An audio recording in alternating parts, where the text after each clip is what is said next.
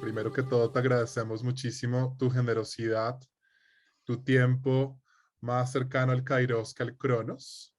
Y esperamos que esta sea una conversación más que una entrevista, porque en realidad es más que podamos conversar, o sea, compartir los versos de Bueno, la palabra, del tiempo y de la amistad, a pesar de que no nos conocemos personalmente. Hace un par de años estamos leyendo tu obra, comenzamos por todo el refranero chileno, continuamos con tu obra, tu estudio sobre Pablo Neruda, y hemos leído también tu manifiesto sobre la megacrisis y recientemente el libro Marginales y Marginados, que también nos convoca el día de hoy. Te saludamos desde Bogotá, Colombia, como parte de este proceso de la red de creación intercultural de artistas indígenas, y también desde la Universidad Javeriana, también pontificia como la Católica de Chile, que viene trabajando relaciones naturaleza-cultura. Yo soy Miguel Rocha Vivas, escritor y profesor. Tengo apenas la mitad de tu tiempo de vida, pero para mí siempre, desde que conozco tu trabajo, ha sido un modelo en los últimos años de ética, de virtud y de sabiduría. Entonces, Gastón, realmente muchas gracias y bienvenido pues a este espacio de Natura Cultura. bueno, yo me siento muy honrado de este homenaje muy inesperado, de que mi mensaje pudiera haber llegado hasta Colombia, a una universidad y a un intelectual. Nos vamos a tratar de tú, ¿no es cierto? ¿O De no? tú, claro, de tú, sí. Ya, un intelectual como tú, todavía no he leído tus libros, pero por lo que veo eres una figura en esa universidad. Y que te hayas interesado en mi obra no es lo que yo esperaba. Sin embargo, he visto que lo que yo he ido escribiendo de a poco y que es un resultado de mi labor docente, eh, le ha impresionado a más de una persona en el extranjero. Y eso para mí es, bueno, muy satisfactorio, pero a la vez muy inesperado. Claro, bueno, pues en realidad creo que tiene que ver con este ejercicio que has tenido durante tu vida de mantener como una modestia, ¿no? Y un trabajo muy, muy centrado de base con tu gente en Chile, pero sin duda cuando uno profundiza en sus raíces, se vuelve universal, ¿no? Y eso, sin duda, esta obra tuya y tu palabra y tu trabajo, por eso nos llegan a todos, sobre todo también en América del Sur. Entonces quisiera arrancar por allí. Hay una parte hermosa de la película que te dedicó tu alumno, que vimos esta semana con mis estudiantes, El sabio de la tribu, donde el eje narrativo es justamente este caminar a través de la montaña para llegar al lugar donde tú dices, el lugar al cual llego, y que también está presente en tu ensayo autobiográfico Marginales y Marginados. Hablemos un poco sobre ese lugar al que debemos llegar de alguna manera, o podemos llegar a través de la sabiduría, a través de la virtud, a través del amor, porque creo que este es un trabajo muy centrado en la sabiduría como amor, y llegar a ese espacio donde tú puedes encontrarte con la naturaleza, con la madre, con los árboles. Hablemos un poco sobre ese espacio tan maravilloso al cual todos deberíamos llegar como tú has llegado. Mira, esto ocurrió también en forma inesperada, porque antes yo era un intelectual muy proclive a la cultura europea y nunca soñé que la cultura popular chilena, por una parte, y por otro lado, la cultura indígena de Chile, iban a entrar en mi vida con la fuerza que entraron, ¿no es cierto? O sea, lo primero yo se lo debo a Violeta Parra. Claro. Pero ustedes la conocen bien, ¿no es Muy cierto? bien, la admiramos mucho. Eh, Ella me introdujo de lleno en la cultura popular y me probó de que era una real cultura. Uno cree que son costumbres sueltas, ¿no es cierto?, inconexas, que, que son avaladas por la tradición, nada más. Pero ella me probó que era un organismo cultural integrado en que usos, costumbres, pensamiento, mística, armonía con la naturaleza era una sola cosa. Ella me probó eso. Para mí eso fue tremendamente importante. Y después fue un encuentro ocasional con mapuches aquí en Santiago y no sé por qué adquirieron ellos tanta importancia para mí. Me fueron como atrayendo a su mundo hasta el punto de haber organizado yo guillatunes, o sea, eh, rogativas solemnes que fueron de mi iniciativa y los convoqué al mayor número que pude para que se volvieran a hacer en la cordillera del cajón del río Maipo, se volvieran a hacer guillatunes como hace 200 años. Entonces, de repente me encontré metido hasta el cuello en la cultura popular por un lado y en la cultura indígena. Y eso se lo debo, como te digo, por una parte a Violeta y por otra a los mapuches que fui encontrando, porque si tú quieres, Dios me puso en el camino para que adquiriera una dimensión, mi cultura adquiriera una dimensión que se arraigara a la tierra en la cual nací. Claro, y en ese arraigo, en esa búsqueda, te vas encontrando a lo largo de tu ensayo autobiográfico con muchas personas fundamentales, ¿no? Nos contás de Violeta Parra de alguna manera cuando te hace tu llamado de atención, ¿no? Que no vas a conocer la cultura de tu pueblo. Eso de alguna manera es un llamado que te va abriendo un camino, que incluso te lleva por las calles de Valparaíso hasta que te encuentras con Richard, ¿no? En esa noche donde te retienen un poco y al final, en vez de robarte la cartera, tú les robas el corazón y luego termina siendo por un principio de sincronicidad que Richard es sobrino de la Violeta Parra. Entonces hay como toda una profundización que se va dando o que se, digamos, se da mucho más intensamente después de la experiencia de Violeta y tu acompañamiento a sus canciones, a su investigación del folclore popular chileno, ¿verdad? Sí, bueno, eso ocurrió tal como lo cuento, porque el libro no tiene intención literaria, Ujú. no tiene, no quiero hacer literatura con ese libro. Sí, Quiero contar los hechos tal como fueron y ocurrieron tal como tú los ves ahí. Eso es lo que me ocurrió con este personaje que tú nombraste, con el Richard. Cuando ella me dice, nunca conocerás a tu pueblo porque eres un pituco de mierda, eh, finalmente yo recibí eso. Yo tenía mucho respeto por ella, ¿no? Yo le veía a ella una luchadora social, cosa que yo no era. Y yo admiraba su coraje, su fuerza vital, que fue como un tónico para mí. Y me propuse conocer a mi pueblo y ese, yo diría, la primera aventura que corrí que en este desafío que ella echó sobre mí, ¿no? El conocer a personas que vivían un poco como delincuentes, ¿no es cierto? Sí, la palabra es un poco dura, ¿no?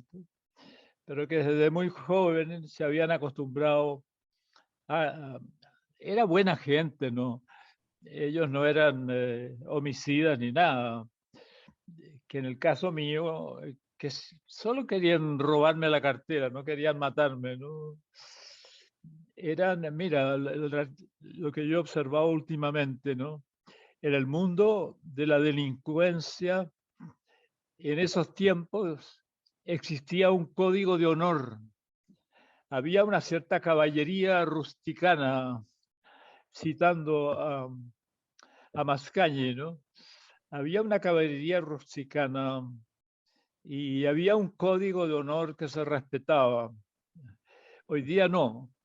Hoy día cualquiera puede matar a cualquiera para robarle 1.000 pesos. Hoy día es una desbandada. Ellos mismos me lo dicen, los veteranos de esa cofradía. Me dice, ya se perdió el código de honor que nosotros teníamos, ¿no? Ahora ellos no tenían ninguna intención de causarme daño. Era la manera como el destino me ponía al frente a un pariente violeta en el fondo. Claro. Como diciendo, conmigo estás conociendo a tu pueblo, hombre. Eso es lo que me estaba diciendo el Richard, en el fondo. Y para que veas tú, si yo soy capaz de robarle la cartera a alguien, pero también soy sensible a que, como lo he declarado, que tú nos robaste el corazón. Por eso me dice, cuando empezaste a hablar, yo renuncié a la idea de asaltarte, de quitarte el dinero. Me interesé en tu persona y empezamos a conversar y nos conocimos y nos hicimos amigos para siempre. Este es un pasaje muy bello y muy significativo, no solamente de tu vida, sino a todos nos toca especialmente como el pasaje del Cordero de Dios, ¿no? El momento en que profundizas en ese universo que nadie se atreve a tocar y entras y encuentras allí en un afiche esta parábola un poco de la oveja que se ha perdido y que se encuentra, ¿no? Cuéntanos un poquito esta experiencia del Cordero de Dios. Sí, yo no sé por qué yo quise conocer el basural. Ellos mismos me lo propusieron en el fondo, me hablaron del basural primero y yo me interesé inmediatamente en ir al lugar de que ellos me hablaban, pero me dijeron, tenemos que acompañarte porque no, si vas solo no vas a salir vivo de ahí. Bueno, lo que yo no sabía es que ahí viven en la basura más o menos 100 personas. Y hay cortes verticales en la basura que indican las diferentes épocas en que el material se ha ido acumulando. Por eso he podido decir que ese basural data de la segunda mitad del siglo XIX. Ujú. Y que en estos cortes verticales, gente de allí, sobre todo hombres, por supuesto, han, han cavado cavernas, a veces de cierta profundidad, y donde ellos viven. O sea, viven en una caverna, en una cueva, cavada en la basura misma. Y yo tenía que ver eso. ¿Y por qué lo tenía que ver? Ahora me pregunto, ¿no es cierto? ¿Por qué yo quería ver todo eso? Yo creo que es porque ya en mi mente, inconscientemente, había el propósito de escribir un ensayo sobre la desigualdad humana, ¿no? Ujú. De por qué en el mundo que tenemos, que en principio comenzó siendo una civilización cristiana, ¿no? Se fue provocando una desigualdad tan grande entre los hombres, en dignidad, en poder. ¿Por qué eso ocurrió? ¿Por qué la explotación del hombre por el hombre fue creciendo hasta el grado espantoso en que está ahora?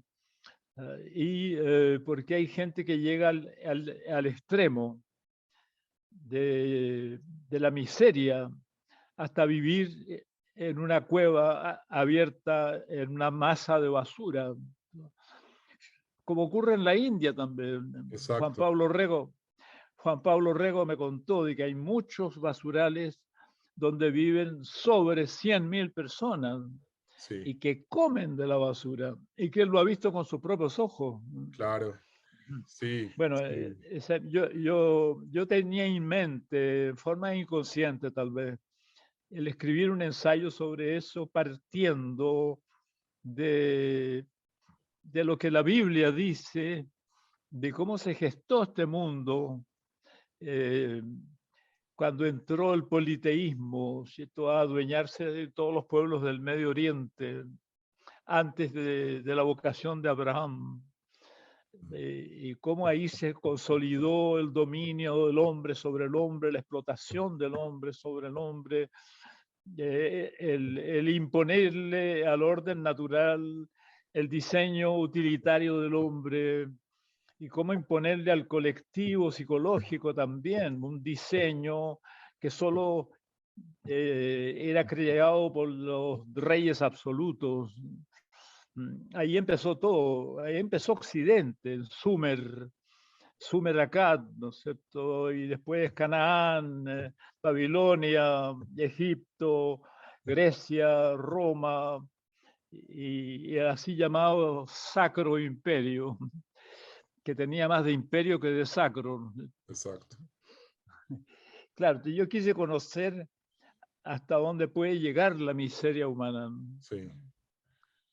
Claro, yo lo vi Y, también, Gastón, en Calcuta, en la India, pues allí visitando la casa de la Madre Teresa para colaborar algunos días.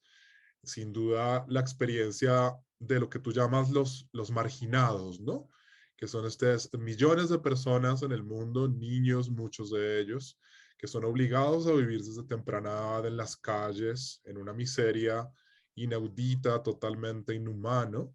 Y bueno, creo que en esa experiencia tan hermosa, en el 2008 pude hacer una pequeña peregrinación en el norte de la India que culminó en Calcuta y allí vi algo que nunca había visto, Gastón, y es cómo estas madres de las Hermanas de la Caridad, ya la Madre Teresa había trascendido, dedican su día desde muy temprano en la madrugada hasta muy altas horas en la noche a atender a los marginados, a personas tuberculosos, enfermos de todo tipo, enfermos terminales que ya no pueden ser aceptados incluso en los hospitales, niños abandonados. Y cómo estas madres en realidad son eso, son madres para todas estas personas, los acompañan en un nivel de entrega absoluto. Y creo que es allí, en ese polo femenino, tú dices en tu ensayo autobiográfico, que esto no se habría dado, esta desmesura de la civilización, entre comillas, occidental, porque es mucho más global, si no fuera por una desmesura del polo femenino, ¿no? O sea, haber perdido ese contacto con el polo femenino es lo que nos ha llevado a esa mecanización, a esa destrucción masiva, a esa pérdida como de equilibrio entre los polos que nos ha convertido en una civilización hipermilitarizada, como lo estamos viendo en Ucrania, en Rusia, en Siria. Entonces, por un lado, la miseria generada por la desigualdad de los sistemas globales, pero por otro lado, la recurrencia interminable a la guerra, a todos los sistemas de opresión sobre la humanidad y sobre el planeta, ¿verdad? sí, mira, tú me preguntas puntualmente sobre esa experiencia, que el hombre que vivía dentro me dijo para identificarse, yo soy el Cordero. En una conversación vulgar de repente se salió con esa, Imagínate. yo soy, yo soy el Cordero. Entonces yo le pregunto, pues, ¿y por qué usted se identifica con ese nombre? Eh, si usted entra en mi casa, fíjese, en mi casa, que la cueva en la basura, usted lo sabrá. Entonces, claro, al principio hubo una reticencia de mi parte. Y miré a mis acompañantes, me dijeron que no entrara, porque me quería matar este hombre. Entonces, el hecho de que dije, mire, es una experiencia única en la vida. Prefiero entrar que quedarme afuera con un pretexto. Y entré nomás. Y el hombre me dijo, mostrándome un póster que había encontrado en la basura, donde aparece Jesús llevando a un cordero sobre sus hombros. Entendí que se trataba de, de la parábola del pastor de 100 ovejas que perdiendo una deja a las 99 en el prado y se esfuerza por encontrar a la perdida, ¿no? Y que él era el cordero perdido. Entonces me dijo, indicando, ese corderito soy yo, me dijo. Y yo me deshice en llanto en ese momento. No pude resistir la emoción de lo que este hombre me quería decir, porque entendí inmediatamente lo que me quería decir. Yo soy una basura humana, pero soy un hombre y hecho a imagen y semejanza de Dios. Y a pesar de que este es mi destino, Cristo me salva, me recoge y me salva.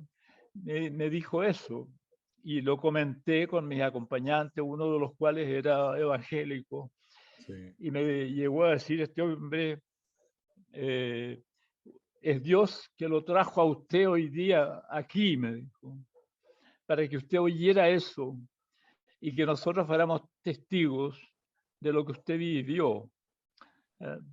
Porque de ahí sale una teoría mía, ¿no es cierto? Todo hombre nace con un potencial de nacimiento que es muy grande, pero existe un sistema cuya pedagogía impide que la mayor parte de la humanidad pueda desarrollar ese potencial y se quede ahí nomás, como decir, presionados a que hagan lo que les corresponde hacer en la máquina de esta civilización, que es muy poco lo que se les pide. Se les pide rendimiento, nada más, ¿no es cierto? Entonces, claro, todo hombre nace con un tremendo potencial de nacimiento que no lo puede usar. Solo lo pueden usar los más privilegiados, y así todo. Quedan muy condicionados por su poder y por su riqueza. O sea que la humanidad de hoy, por extrema riqueza o por extrema miseria, no puede desarrollar el potencial de nacimiento que le corresponde a todo ser humano. Es una conclusión que uno puede sacar de una experiencia como esta, ¿no es cierto? Yo soy una basura, pero soy un hombre y que Cristo me salva. Claro, Gastón. Y hablemos un poco, sé que la palabra cada vez ha sido más desgastada por una serie como de procesos históricos también, de utilización de la misma en nombre de los dogmas, pero hablemos un poco de Dios. Hablemos de cómo es la experiencia de lo divino, ¿no? El diálogo con Dios, tú que has explorado desde el Tao, que es el camino, ¿no? El sentido, que has explorado desde el mundo mapuche, las rogativas con Genechen, y que has profundizado también en una visión muy personal, pero sobre todo muy centrada en la comunidad, en la propia vida, en la práctica de Jesús. Hablemos un poco sobre Dios. Mira, para mí, primero que nada, es una cuestión de fe, ¿no es cierto? Sí. Porque a Dios no se lo explica. Yo pienso que el intento de los teólogos medievales, entre los cuales se distingue Tomás de Aquino, al tratar de probar la existencia de Dios y creer que eso es necesario, de que ese es el fundamento de la fe, yo creo que cometieron un tremendo error. Uh-huh. Una prueba filosófica de la existencia de Dios no es necesario para la verdadera fe. La verdadera fe no tiene necesidad ninguna de que le prueben la existencia de Dios. Ahora, si se puede dar un razonamiento que se acerque a lo que podría ser una prueba, ¿no? Yo creo que Confucio da la clave, ¿ya? él dice que todo lo creado está basado en dos principios, en un principio creativo y en un principio receptivo. Todo lo creado, por tanto, se mueve. Gracias a esta polaridad de lo creativo y lo receptivo, todo el universo se mueve porque hay un desequilibrio entre lo creativo y lo receptivo que provoca el movimiento. Ya, pero esto, este mundo que tiene esta dialéctica funcional, está basado en una matriz unitaria. O sea, antes del 2 está el 1. Y sobre el 1 no podemos decir nada. El 1 no se rige por la dialéctica de lo creativo y lo receptivo. Frente al 1, dice él, la única actitud que corresponde es la de una silenciosa piedad, una silenciosa reverencia, porque del uno procede todo lo que está regido por la dialéctica de lo creativo y lo receptivo, está todo el universo. Entonces él entendía que hay que tener frente al uno, que lo llamaban folclóricamente en la China antigua el soberano del cielo, Sí, en comparación con el emperador, porque era el emperador del universo. Ya frente a él hay que mantener solamente una actitud de sometimiento piadoso e incondicional. O sea, con eso Confucio está revelando que él tenía una relación constante ujú, con el misterio del Ser Supremo. Ahora, eso es bastante distinto a cómo ocurre en el pueblo de Israel, en los hebreos, que Abraham no buscó a Dios, es Dios que lo buscó a él. Entonces ahí estaría la diferencia entre la espiritualidad bíblica y la espiritualidad oriental, tanto de la China como de la India. Es un movimiento del hombre hacia el absoluto, la trascendencia. En cambio, en el caso de los hebreos, es como que el absoluto se hubiera personificado para actuar sobre un pueblo, primero sobre un hombre, y de la descendencia de ese hombre sobre un pueblo. claro, Y ahora, yo creo que es imposible establecer un orden ético de la sociedad si no se tiene claro esto. sí, No como filosofía, como actitud en la vida. sí, Tiene que haber una actitud en la cual tú te entregas a un poder del cual emana todo, tu ser y tu psique, todo lo que tú eres, toda tu organización psicológica, el núcleo de tu conciencia, tu cuerpo mismo, tu vitalidad, todo emanó de ahí. Eh, todo lo que tú eres te ha sido dado por un plan maestro universal que procede del uno. Esa actitud es lo esencial del monoteísmo. No sé si con esa explicación dije claro, sí, algo. no, es muy complejo lo sencillo, lo más profundo, la unidad. Muchas veces al hablar de esto, el silencio también nos habla, ¿no? Pero sin duda en esa experiencia de tu vida, en el ensayo autobiográfico, uno encuentra una correlación siempre con lo divino, ¿no? Está allí, yo diría también en la inmanencia del encuentro con el mundo mapuche, ¿no? Bajo el volcán Yaima, observando el lago rodeado de pehúenes o araucarias que tú dices, bueno, ahora entendí que defendían el paraíso, porque de alguna manera esa relación mapuche significa la gente de la tierra, esa relación de inmanencia, ¿no? De encontrar lo divino en todo y al mismo tiempo convivir o comulgar, digamos, si podría usar esa palabra, con lo divino a través de las fuerzas de la naturaleza, ¿no? Implica una capacidad de contemplación, pero sobre todo una profunda humildad en el buen sentido de la palabra, de conexión con la tierra, con el humus, de estar conectado con los ciclos de la naturaleza. Probablemente sea eso, leyendo tu obra, esa desconexión con los ciclos de la naturaleza, que somos nosotros mismos naturaleza, lo que nos haya llevado a este nivel de fragmentación y de separación, no solamente con la naturaleza misma que somos, sino con los demás seres vivos, incluyendo las plantas, los animales, incluso las rocas, ¿no?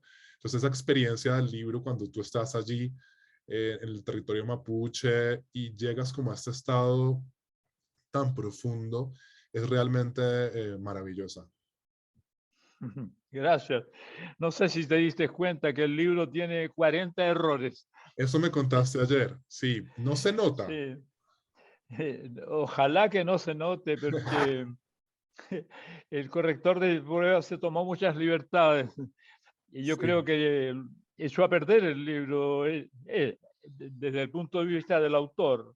Yo sé que el público lector no se va a dar cuenta tan fácilmente de lo que yo veo, ¿no? sí. En una segunda edición, a lo mejor, si el libro tiene éxito, vamos a corregir esos errores, ¿no? Claro, bueno, también pasa, porque yo también soy escritor, que cuando uno ha publicado un libro y luego lo revisa, casi siempre encuentro algo nuevo que, no que debía haber dicho mejor o alguna palabra. En eso sí es muy importante la rigurosidad.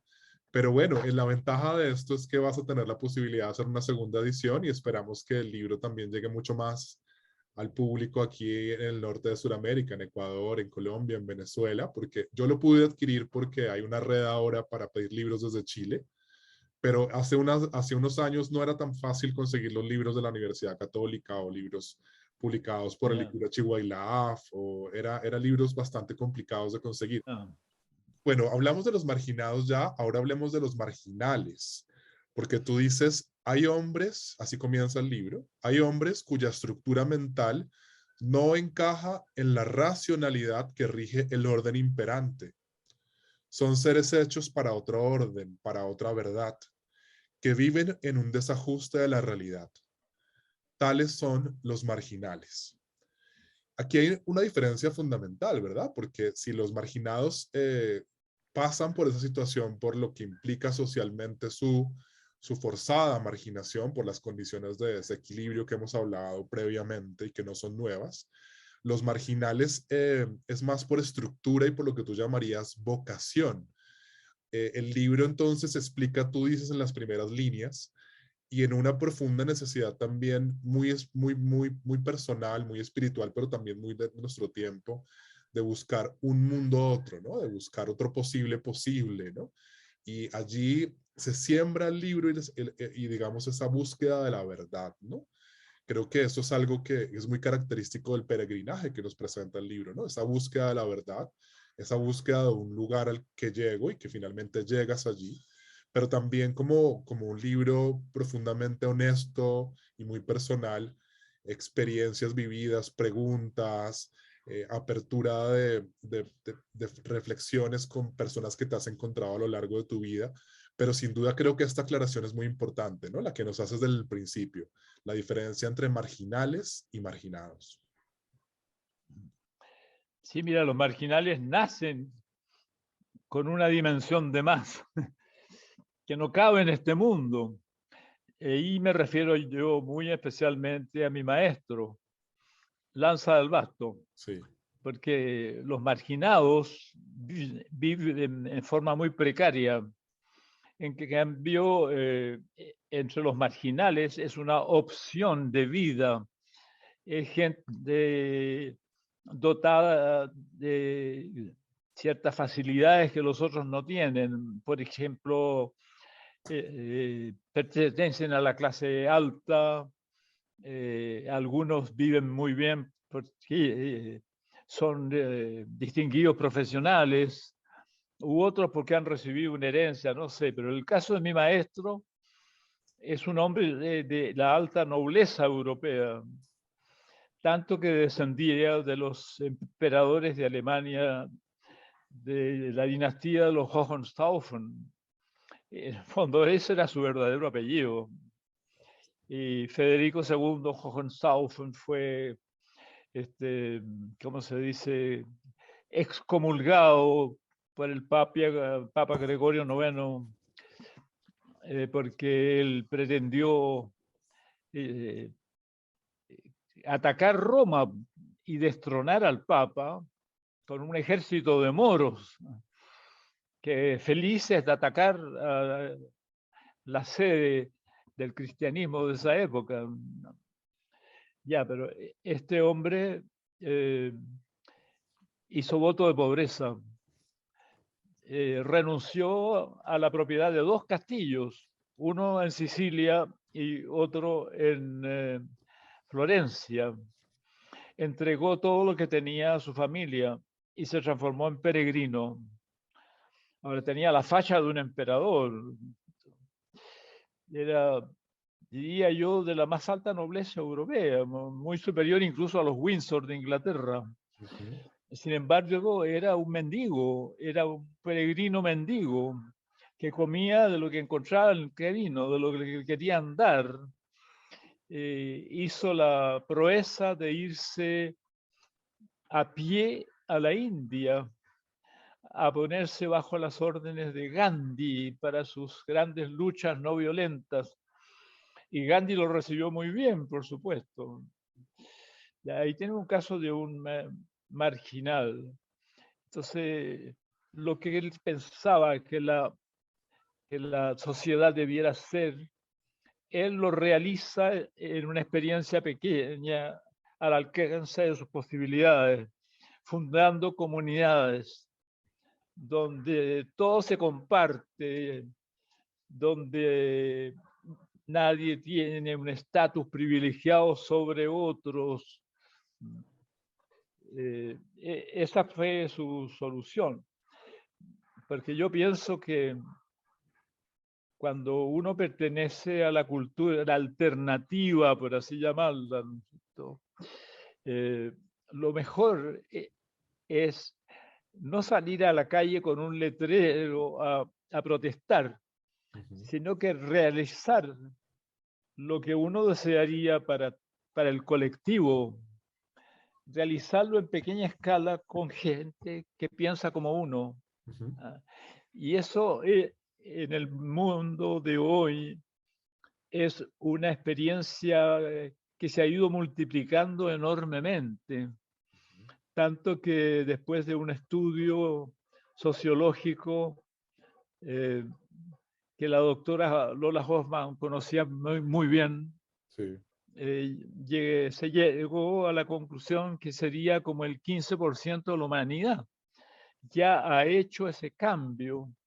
Ahora, eso no hace noticia, por eso que nadie sabe de lo que está ocurriendo, pero es una revolución silenciosa, lenta, pacífica, que no hace ruido, ¿cierto? Las personas que generalmente son profesionales, son personas que tienen medios, pero que renuncian al lucro, renuncian a tener metas precisas y renuncian, a ver, ¿cuál sería la tercera renuncia? No tener metas precisas, a publicitarse. Publicitarse. Renuncian a publicitarse.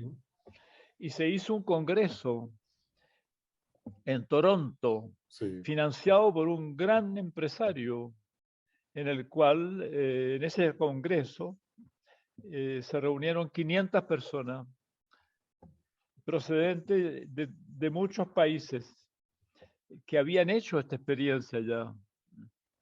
Y de ahí surgió esta declaración de principios. Esto, por ejemplo, de no tener metas precisas, ¿qué significa?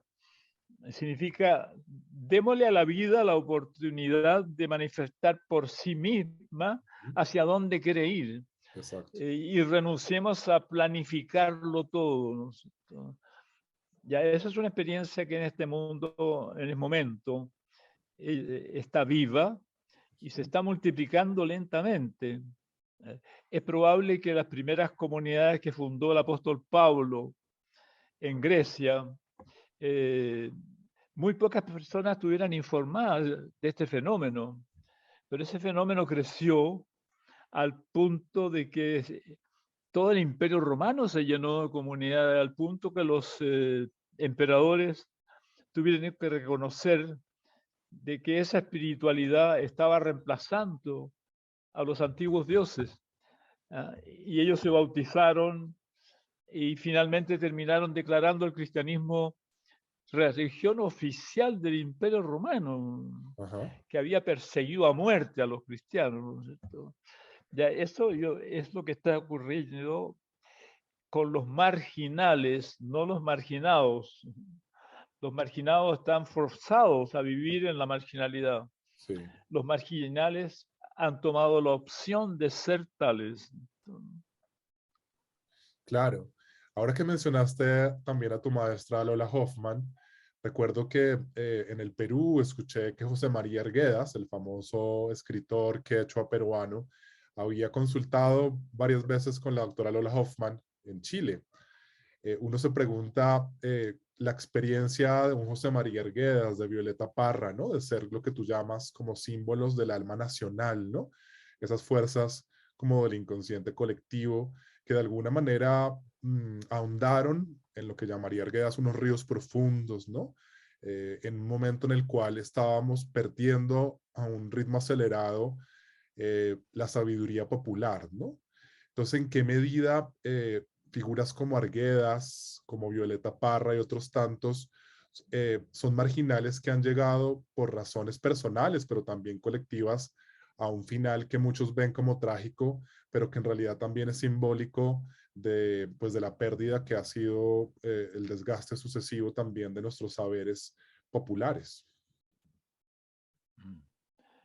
Sí, ellos apreciaban mucho la cultura popular, pero creo que el punto clave ahí está en darse cuenta que es una verdadera cultura, Uh -huh. que no son rasgos de costumbres sueltas, como creen las personas que usan en un sentido peyorativo la palabra folclore. Uh -huh. Porque aquí en Chile la palabra folclore se usa en sentido peyorativo, como diciendo eso, folclore, Sí. diciendo eso son costumbres populares que no tienen fundamento racional o, o no están de acuerdo con lo que realmente ocurre en el país. Gente ignorante. Ya, lo importante es darse cuenta que es una verdadera cultura, que tiene su sabiduría, que tiene su Sí. espiritualidad, que tiene sus costumbres, que tiene su arte, su estilo propio, su cosmovisión. Eso es lo importante. Entonces, esta gente que tú nombras eh, se ha dado cuenta de eso. Entonces, se recurre ahora con mayor frecuencia a la cultura popular para sacar ejemplos que la cultura imperante ya no puede dar, ya. Porque la cultura imperante se ha ido empobreciendo cada vez más hasta dejar de ser una cultura.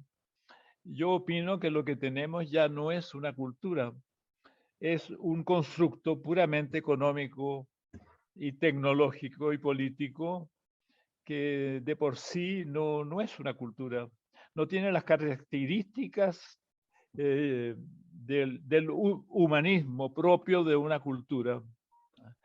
Entonces, muchas personas, es el éxito que ha tenido el libro que yo escribí sobre los refranes chilenos, Sí. que son como todo un sistema de pensamiento, y los cuentos populares, ¿no? Eso te los recomiendo. Eh, el éxito que esos libros han tenido, que van como en la tercera, en la cuarta, en la quinta edición, revela que la gente necesita el mensaje de los sabios populares, Uh -huh. porque la figura del sabio popular, que en otros tiempos fue como despreciada, ¿ah? Hoy día suscita, ahora que han desaparecido los sabios populares, Sí, suscita un respeto grande. Cuando el sabio popular te dice, eh, eh, eh, quien conoce su corazón, desafía a sus ojos.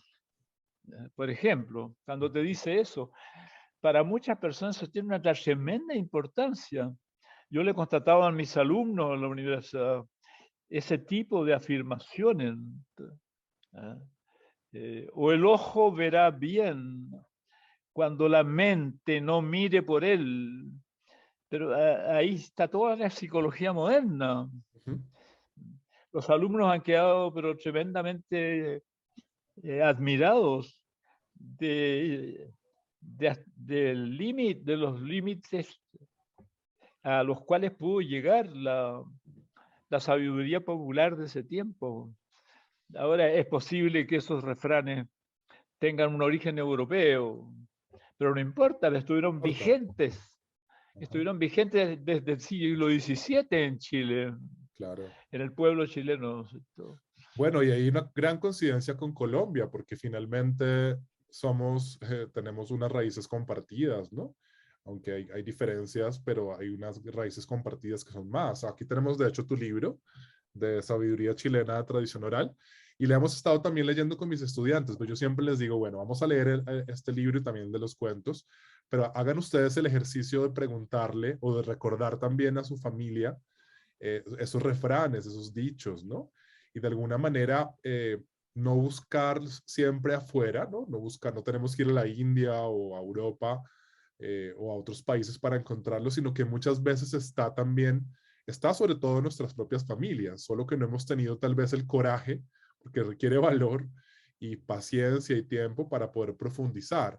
Por ejemplo, la semana pasada hacíamos una reunión con mi familia sobre mi abuela que falleció en la década de los 80s y encontramos un cassette con sus canciones y habían muchos dichos. Entre esos había una canción que ella repite, he de saber quién sido para saber quién soy. Y solo La ese dicho de la abuela. abuela, he de saber quién sido para saber quién soy, mi abuela Eugenia. Y hablábamos con los primos y bueno, allí está como la raíz, la semilla, que también es algo que hemos discutido, más hemos reflexionado, es la palabra con el Licura Chihuahilaf, ¿no? No sé si tú estás muy al tanto sobre la idea que tiene Licura sobre la oralitura, que dice, es básicamente la palabra que transcurre al lado de la oralidad de mi gente, en el respeto hacia ellas y hacia ellos, dice Licura. Entonces, es un llamado muy, muy hermoso también el de los oralitores. En este caso, pues el Licura ha marcado una generación muy importante de escritores en Colombia, indígenas sobre todo también, oralitores como prefieren llamar ellos. Y es simplemente como abrir los oídos, ¿no? Y abrir más bien el corazón, diría yo, y comenzar a escuchar y a reconocer esas raíces que, claro, el caso de Chile es paradigmático, pero también nosotros estamos viviendo esa experiencia hace unas décadas y más intensamente ahora por el neoliberalismo de borramiento, ¿no? Parece que quisieran que olvidáramos, porque al tener memoria no tenemos capacidad crítica y al no tener capacidad crítica simplemente nos volvemos objetos de rendimiento, como tú bien lo señalas en tus libros. Entonces, pues realmente es algo que nos llena a todos, ¿no? Como esta investigación que tú haces trasciende Chile porque somos finalmente, tenemos unas raíces comunes. Mm. Seguramente los mismos refranes que yo incluyo en mi libro están también en Colombia. Claro, claro, la mayoría están acá en Colombia. Claro, yo he Sí, sabido que están en Francia también. sí, exacto. Aquí hay un cuento que se llama El pájaro malverde, que en Francia se llama El pájaro de la verdad, y en Ajá, Rusia se llama El pájaro de fuego. imagínate. Es la misma estructura narrativa de ese cuento. Está en diferentes países. Da la impresión que la sabiduría popular es una en el mundo entero. Exacto. Sí, es como la base de la filosofía perennis, ¿no? De alguna manera. Sí. Bueno, hay unas preguntas que mis estudiantes te hicieron. Tengo tres preguntas. Dos de mis estudiantes, porque al igual que tú, pues tengo un grupo que ha estado leyendo tu obra y que quiere conocer más de ti. Y una pregunta de mi padre, que también ha leído tu libro Marginales y Marginados y me dejó una pregunta para ti. Mi padre tiene pues también una edad mayor. Arranquemos por la pregunta de los estudiantes. Lo primero es que tú propones también en el ensayo autobiográfico la importancia de poner en el mismo nivel a la sabiduría popular con otras ciencias sociales, humanas.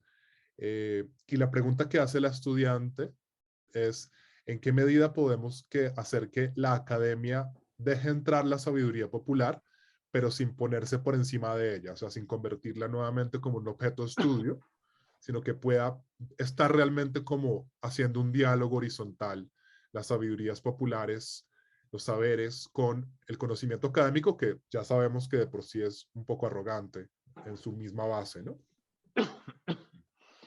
Mira, nosotros hemos hecho la experiencia en la Universidad Católica de Santiago con el profesor Fidel Sepúlveda, que era, yo creo, la más grande autoridad que hemos tenido también en este tema. Él me enseñó a mí, de alguna manera también, igual que Violeta, eh, valorar la cultura popular, pero dándose cuenta que es todo una verdadera cultura, muy completa, es todo un mundo. Nosotros nos propusimos, con Fidel Sepúlveda, imitar un poco la obra que hizo Confucio en la China de su época. Confucio vivió en una época muy problemática de la historia de China. Los últimos emperadores de la dinastía Chu eran muy incapaces, por lo cual los príncipes vasallos de las provincias se rebelaron y se autoproclamaron reyes, y fue la época de los reinos combatientes. O sea, ya no existía el imperio, existían reinos feudales y autónomos que vivían en perpetuas guerras y, y intrigas diplomáticas. Bueno, en ese momento apareció Confucio y Lao Tse. ¿Y qué pensó Confucio? Aquí se han perdido todos los valores de la antigua cultura. Entonces, reeditemos esos valores para la posteridad y transformémonos en educadores del pueblo chino.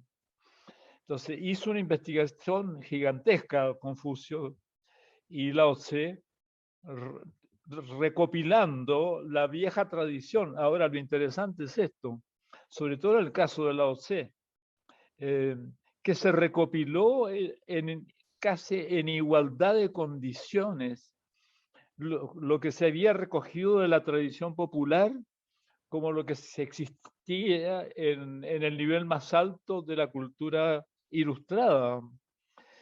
Entonces de ahí salieron los clásicos confucianos, el libro de los versos, el libro de los ritos o de las fiestas, el libro de la historia, el libro de las mutaciones.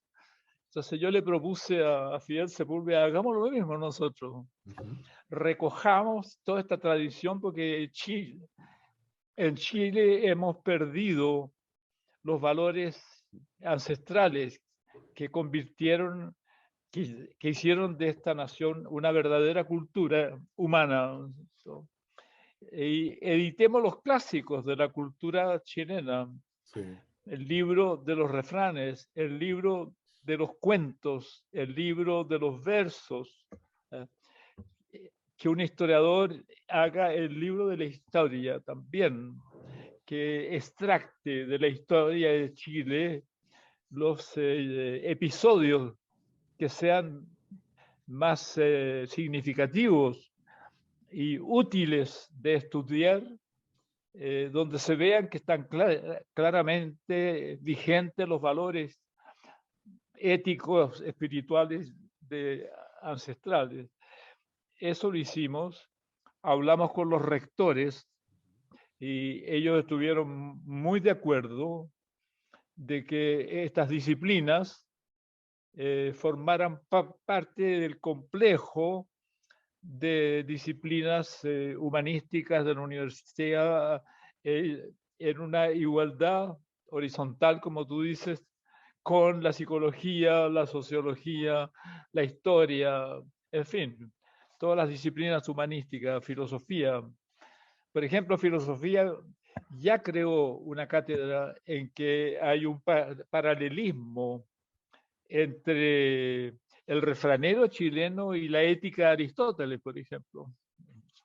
Entonces ya no les importa que ese pensamiento, ¿no?, venga de estrato más modesto de la sociedad y que el otro venga de un geniazo como fue Aristóteles en la Grecia, y que era un patricio de la Grecia antigua.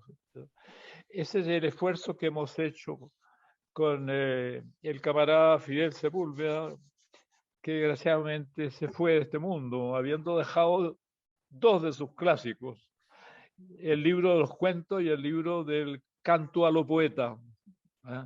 Yo por mi parte hice también, como tú lo tienes ahí, el libro de los cuentos y el libro de los refranes. De los refranes. Claro que ustedes han sido más digámoslo, como la corriente o el ala más de investigación y académica del proyecto que inició en buena parte Violeta Parra, ¿no? Porque Violeta fue más por la radio, por las grabaciones, por la creación musical, pero sin el trabajo de Fidel y tuyo no habría sido posible llegar al ámbito universitario que estaba de alguna manera y sigue estando todavía muy, muy centrado en lo europeo, ¿no? Ni siquiera Asia aparece mucho todavía en los currículos de filosofía, de literatura, de ciencias sociales. Tenemos una segunda pregunta y es, ¿en qué medida podemos acercar en tu experiencia como educador la educación y la naturaleza? Porque sentimos un poco, sobre todo ahora, después de todavía en contexto de pandemia y en la situación que estamos viviendo actualmente, estamos regresando a los salones de clase, estamos teniendo otra vez clases con tapabocas, pero la sensación de los estudiantes es un poco como de caída anímica, ¿no? En algunos casos, como lo que tú llamas caerse hacia afuera, todavía se vive eso. Y parece que necesitamos realmente una educación que esté más próxima como a los contextos y a los ciclos naturales, un poco pensando en Tagore en la India, que hacían estas clases también en los bosques, pensando en tu peregrinaje con tus estudiantes también, las caminatas en la montaña. ¿Qué te imaginas tú para aproximar un poco más la educación en todos los niveles a los ciclos de la naturaleza, a la naturaleza en sí misma y a nosotros como naturaleza? Mira, yo he sabido que existe en Japón, por ejemplo, una disciplina que se llama la experiencia del bosque, Sí.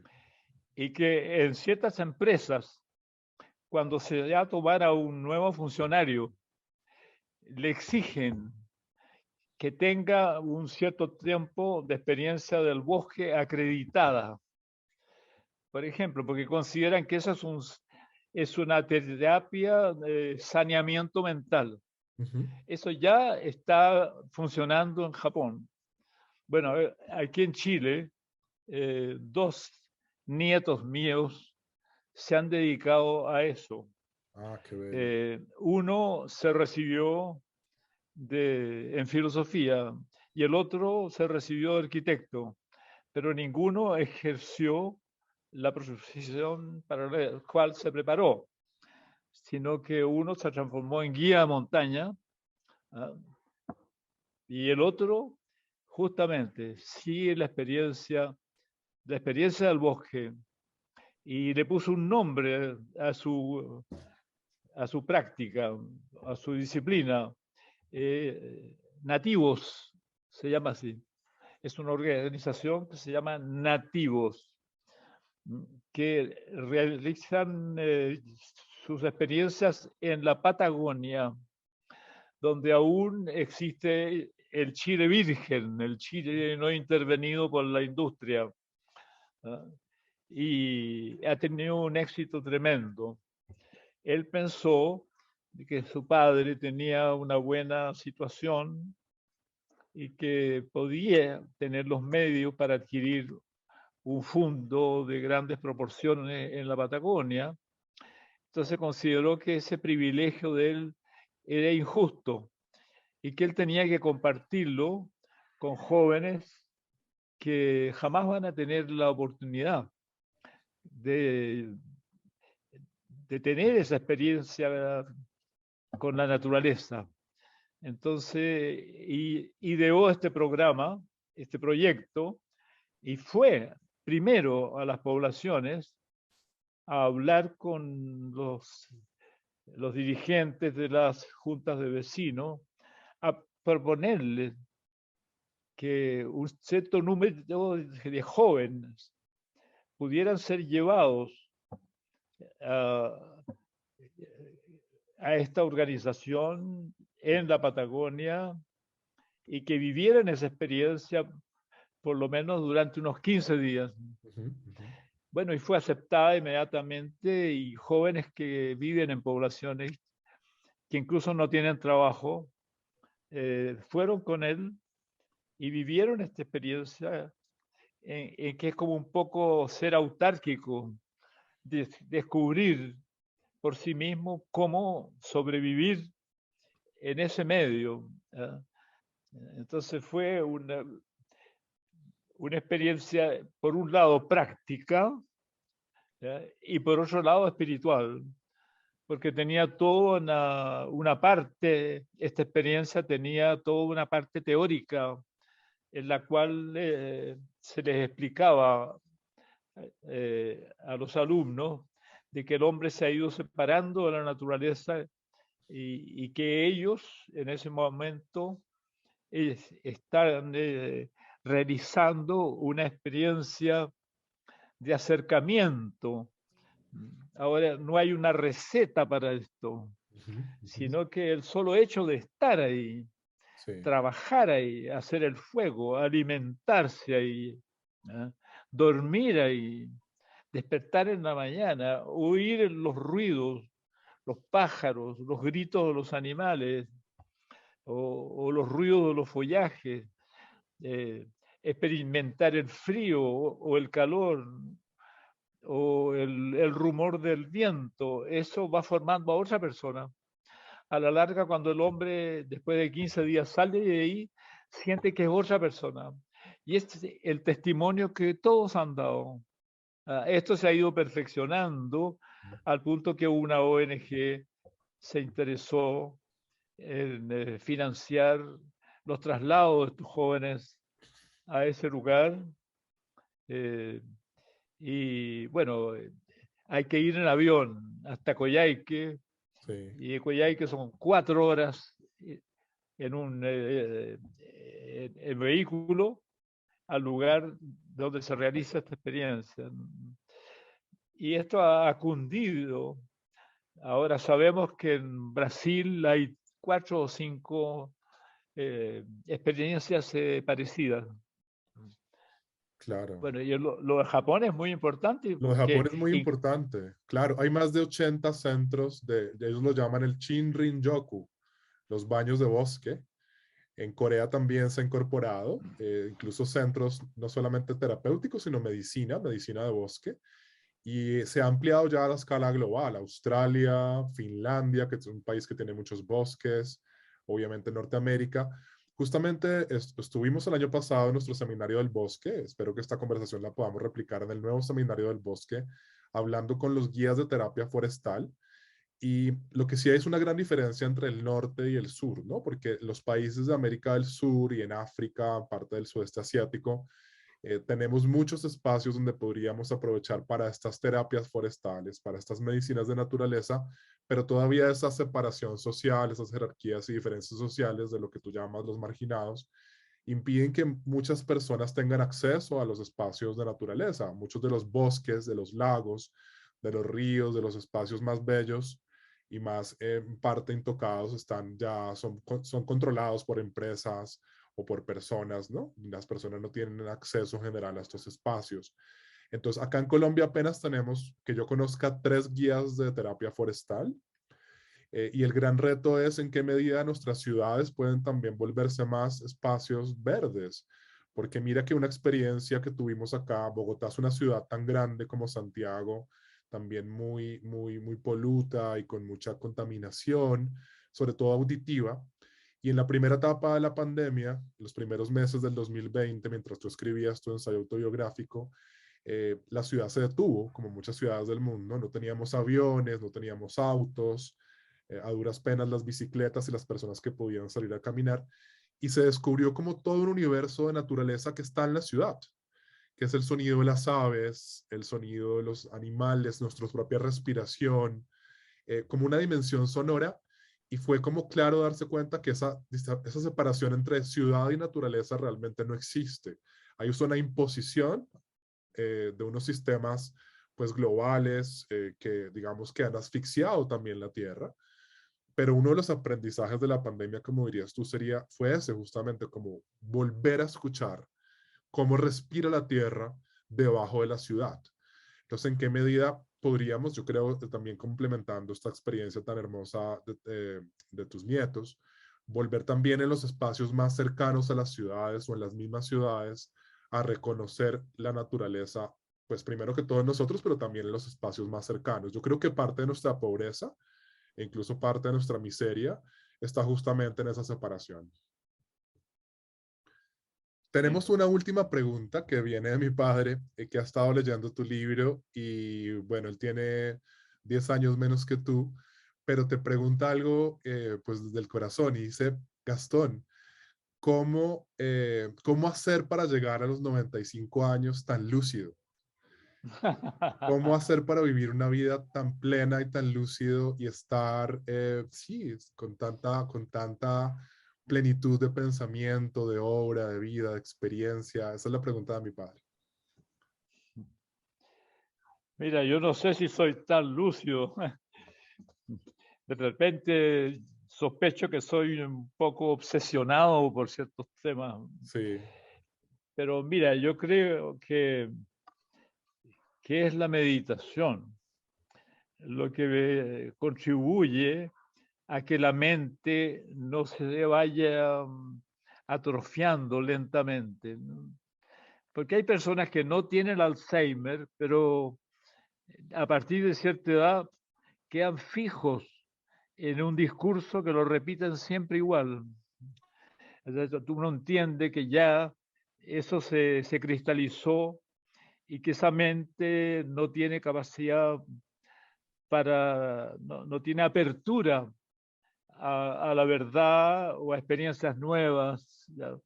Eso uno lo nota. Ahora, para evitar esa declinación de la apertura mental, la meditación es un medio ideal. Ahora, yo tuve la suerte de tener un buen maestro, porque mi maestro, este príncipe, fue discípulo de, bueno, del Mahatma Gandhi para todo lo que es vida en comunidad y lucha no violenta. Pero tuvo por maestro el gran yogi Shivananda, sí, que era discípulo de Ramakrishna. ajá, Entonces fue muy bien iniciado. Él me enseñó a meditar. Y yo me he dado cuenta que la meditación esclarece. Yo después de meditar, por ejemplo, noto una concentración espontánea, sin esfuerzo, en cualquier cosa que yo esté haciendo. Ahora, esa concentración es la que se va perdiendo cuando uno se deja estar, digamos. Uno como que inconscientemente siente que está llegando a la tercera etapa de su vida y que ya no va a adquirir nuevas experiencias ni nuevas verdades. Y uno mismo decide estar cerrado a un horizonte más amplio. En cambio, la meditación te dice siempre el horizonte es amplio.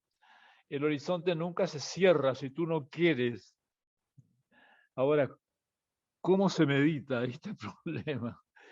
El sí mismo, ¿no es cierto? El sí mismo se va eh, identificando con los impulsos inconscientes psicológicos, porque uno es lo que hace, durante toda una vida, uno puede haber hecho muchas cosas que lo marcaron. Ahora, esa marca se va al inconsciente y uno empieza a actuar sobre uno, ¿no? Sin que se dé cuenta, porque actúa por acumulación. Uno repitió mucho una determinada experiencia Ujú, y eso dejó una marca. Y esa marca se va al inconsciente y es un motor que te está empujando y está determinando tu carácter en el fondo. Tanto que la gente puede decir, mira, fulano de tal, frente al problema político, siempre cuenta el mismo cuento, ¿ah? Repite las mismas palabras, dice lo mismo. Se ve que esta persona no va a ver la realidad nunca frente a la evolución de la sociedad. Y ahí tienes tú lo que es un impulso inconsciente que te maneja al sí mismo, y lo maneja sin que el sí mismo se dé cuenta, tanto que la gente se dice a sí misma, así soy yo, y en el fondo está diciendo algo falso, está ujú. diciendo, así he llegado a ser, por lo que fui, como dice tu madre, ¿no es cierto? O tu abuela, no sé. Mi padre, Ya, Álvaro, sí. claro. Eh, esto es lo que he llegado a hacer por la repetición de actos en el pasado. Ya, entonces, ¿qué pasa con la meditación? La meditación te limpia el sí mismo de la contaminación de los impulsos inconscientes. Ahora tú haces conscientes los impulsos inconscientes y al hacerlos conscientes te das cuenta de que te dominan y que para mantenerse en la realidad, digamos, para estar abierto a la verdad, esos impulsos deben ser denunciados ante la conciencia. Ahora, no dejan de molestarte, pero ya sabes cómo comportarte frente a ellos.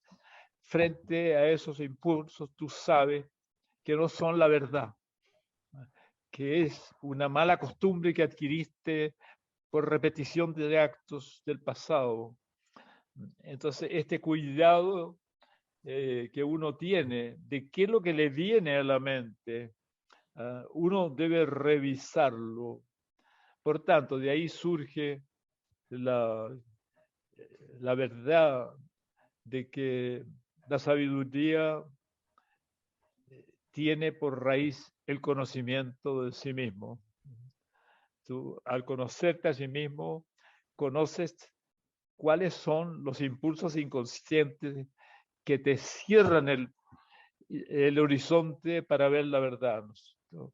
No sé si con lo que dije en tan pocas palabras Claro, no, muy, me expliqué. muy claro, muy claro, muy bello y es un consejo para todos los que nos van a escuchar. Y sin duda, la profundidad de la meditación que se puede dar desde muchas posibilidades o técnicas, pero también sobre todo desde el corazón y en la contemplación, como tú nos muestras también en la caminata al bosque, en la reflexión filosófica y en la práctica misma en sí de la meditación. No todos hemos tenido la fortuna de tener un maestro como Lanza del Basto y a la vez de la línea de Shivananda y Ramakrishna, pero sin duda hoy en día es mucho más posible que antes de acceder al conocimiento también básico para aprender a meditar. Gastón, muchísimas gracias, no por este programa, sino por tu vida en realidad. Te lo digo de todo corazón porque tu trabajo es muy inspirador, nos muestra el sentido en un mundo que ha perdido el sentido y nos abre preguntas que debemos seguirnos haciendo, como la de la megacrisis, como la separación naturaleza-cultura, como la relación de los saberes populares con la academia, pero sobre todo con la misma vida, el respeto por los maestros, la dignidad y la recuperación de la memoria que viene también de tu maestra Violeta Parra, pero sobre todo de las raíces profundas de nuestro continente. Muchísimas gracias, un gran abrazo y espero que esto sea el primero de muchos encuentros y nos podamos encontrar para darnos un abrazo y por lo pronto te lo enviamos desde aquí. Mira, yo estoy muy emocionado de este reconocimiento de tu parte, hombre, y de que tú le hayas dado a mis libros una importancia que yo no creí que tenían.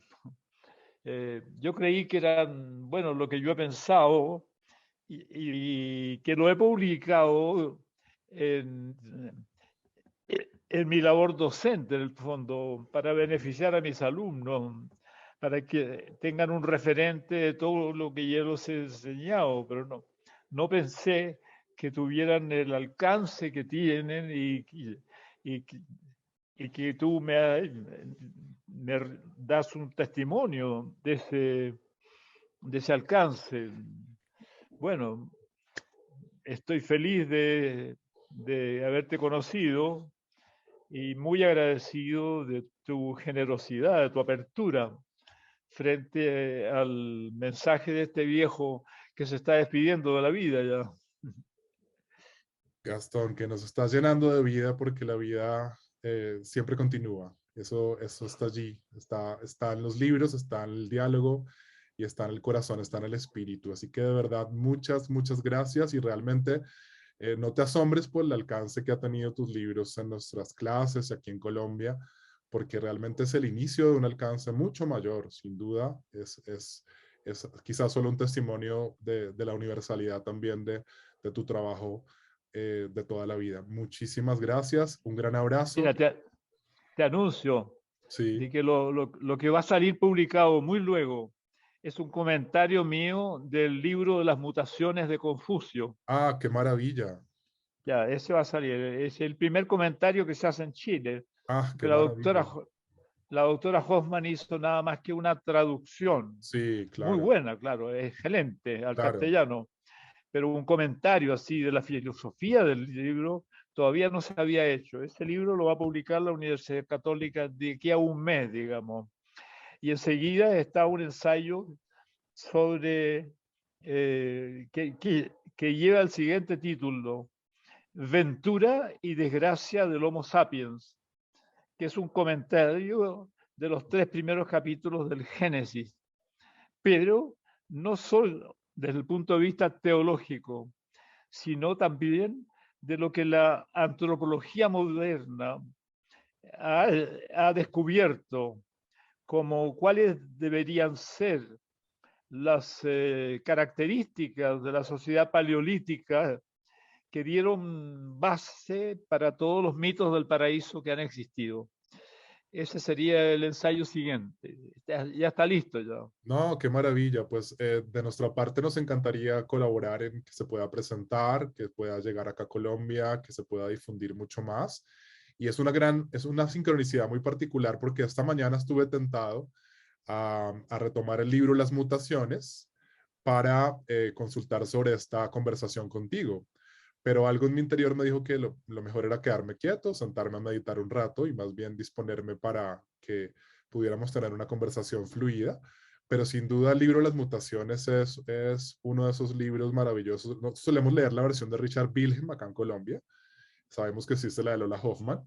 Y bueno, creo que es un referente muy importante, también otro punto en común de la investigación. En tu caso, pues maravillosa. Yo no mencioné el libro El Cristo Preexistente, pero allí me parece que haces unas relaciones muy, muy particulares también, en esa relación entre la Biblia, el libro de las mutaciones, el taoísmo. Y bueno, en realidad, que sea hasta el inicio entonces de mayores conversaciones. Ojalá podamos también conocer el proyecto de nativos en Chile. Y bueno, sé que ahora no es muy fácil viajar, pero para que vinieras a Colombia, pero pues a través de estos medios podemos seguirnos comunicando. Nuestra casa aquí también es tu casa, Gastón.